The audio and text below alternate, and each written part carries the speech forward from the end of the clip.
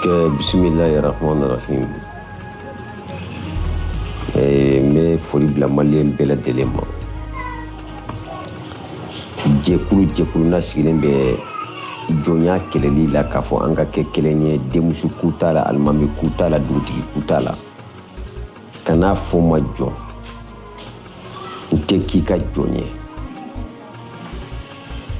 Ni laada don i yɛrɛ k'i ka laada ta, ne baden ni ma si kɛlɛ la, ni ma si dugu bila la, ni ma si k'a fɔ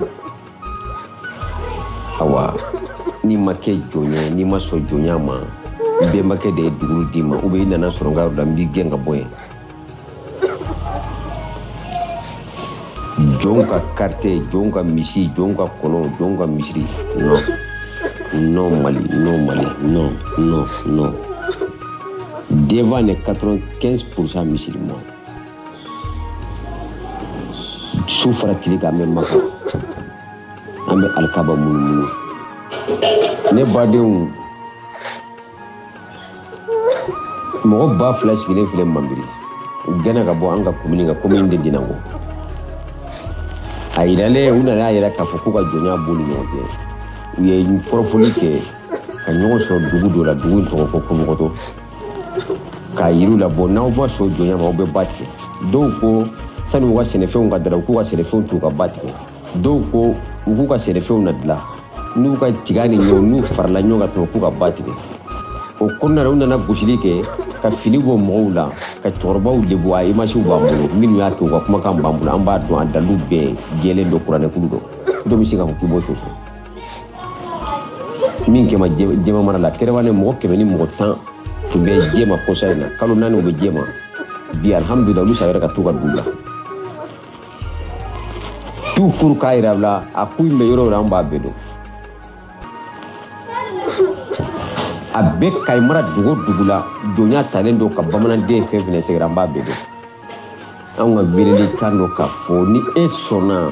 e ye Sisɔkɔ de ye, e ye Jara de ye, e ye Keyita, e ye Tarawele, e ye Jakite, i sɔnna,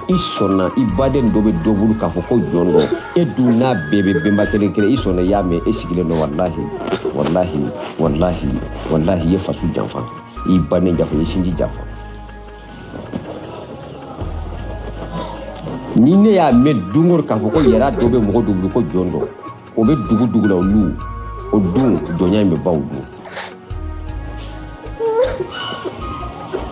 Mais a bɛ se ka kɛ ne bɛ nin fɔ i b'a sɔrɔ yɛrɛ 100 bɛ yen olu tɛ ne yɛrɛ fɛ. Moi je m'appelle Sekmor Yara. U bɛ bɔ Karatabu Segu, masaw de bɛ yen min bɛ bi i sigiyɔrɔ bɛnnen don Bamakɔ ma k'a sabu kɛ ni jɔnya kelen ye. A bɛ Mali dugu o dugu la ka taa Kayi ka taa bila fo Yemeni ne bɛ dɔ dɔn a la parce que n ye kaso 2 k'a la. N nana ka datugu a la 2 fois ma mɔgɔ bugɔ, ma mɔgɔ nuni, ma kirimu kɛ k'a sabu kɛ n tɛ sigilen dɔn n b'a compte bila, n ma deli ka k'a fɛ jɔnya. A ye tɔɲɔli dabila, u ka nkalontigiw dabila, aw kana mɔgɔw tromper, formation américaine don jɔnya de bɛ Kayi mara la. Don dɔw bɛ na an bɛna tɔgɔw ta duguw ta un à un ka tɔgɔw ta min y'a k'u tɛ an b'u dɔn, min bɛ ka tɔɔrɔ si Mali de an b'u dɔn wallahi. U bɛ ka min kɛ dugu ma ɲɛ b'u la, an b'u ka poche kɔnɔ, an b'u ka portefeuille kɔnɔ, wallahi an b'u ka sodaw la, an b'u dɔn an ɲɛ b'u la ne badenw. An ni kunnafoni dilaw jɛra, ni journalistes jɛra yan, dɔw bɛ yen wula fɛ n'aw jɛra sɔgɔmada fɛ wula fɛ u b'i janfa. Mais dɔw bɛ olu ye hɔrɔnw ye k'olu fo bi olu ma yɛlɛma. Gaburuyɛli ninnu bɔ la, Kasimu Tarawele ninnu bɔ la, o n'a ɲɔgɔnna Arajo Kɛra Kamara ninnu bɔ la, Papi Jalo bɔ la. N'i y'a ye baara in bɛ ka gɛlɛya an bolo hali o de don, n'o tɛ ni journaliste jɔra jɔyɔrɔ la, ale de bɛ jamana yɛrɛ bila normal na. Journaliste de bɛ se ka jamanaden bila normal na parce que n'i m'a kɛ k'a ɲɛ a b'a fɔ, i tɛ se ka foyi k'a la. O de kama an b'an profiter ka message dɔw bila. Ne ma deli ka silan mɔgɔ ɲa, ne balo bɛ bɔ Ala de bolo. Ne t'o jɔra min ye ko ne bɛ fara e kan i ka jetiner kama ka fara i ka nkalon tigɛ. Ne t'o jɔra min ye k'i ka miliyari bɛ sin ka ne bila ko ne ka nkalon tigɛ. ne to dora me ne ma dora ma do fo siati o ne ya do malenya de afrika ya do malien be nana de ba mo nyaare utade ni nyaare o mambo shige jo an nana ba mo ye sanu eta su do ka bildi bu ja nyaare o mambo shige jo ne e ka duguni e ko ka sai jonde na ma so jo nyama abe bonde ka dugula wallahi ye fasu jafa ibi miri doni ibi miri amame ay miri mali be cece ni makube jonya nivel la ni me mogo ka ni somori ra ne ba do na ne ba de ne ba fi nti sila kuma nti nata mola makuta pisonya a fefene ji sipre a tu ne ba do de mogo do be o ba do ngata me ne ko mo be sila nga kuma ala maneda o kama. Ça c'est confirmé. Ne de pas donc il comme ala ye Muhammadu do sumu kishi ne mabaya ka dana daga ka di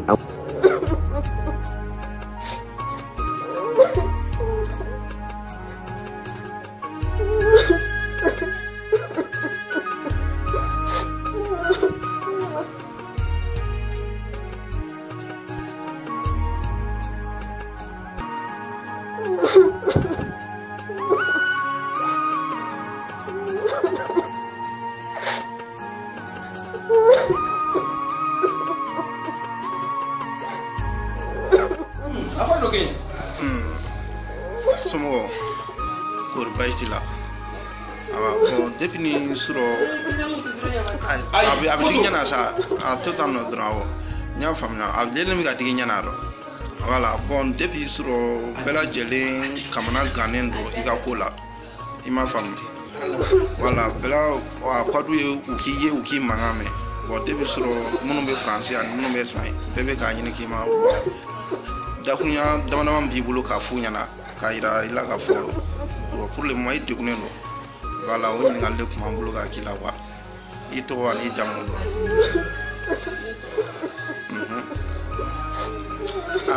a bonya na la sa adabo kunya de pour que ka wase wa de protum konate voilà bo kabolan voilà mado iga viroti di France kan chamaya soro bela jele asro be kono halbi i la fialente pour que ga yibula ka fo ki la fialeno pour le moment i degno ngondo parce que i jogina ma fama bo adabo kun drone na la sona ya fama wala fini boy i dala wala vraiment mi do ga la fiati ma wala e ba somo pour baitena wala ito Ujedi Kamara Kabolan wala inya kurota doni wala nala sona inshallah comme awoni amasi ko ke nala sona chuga mina nyem sega son kula nala sona amban siku na dama ira bege bo kum gira fana ambe fere betge anuna wore kana ke chuga mina nala sona ambe an ure kama vraiment nala sona me do ko yalla kala fa do ala ko kishanyo na vraiment nala sona ure kundu no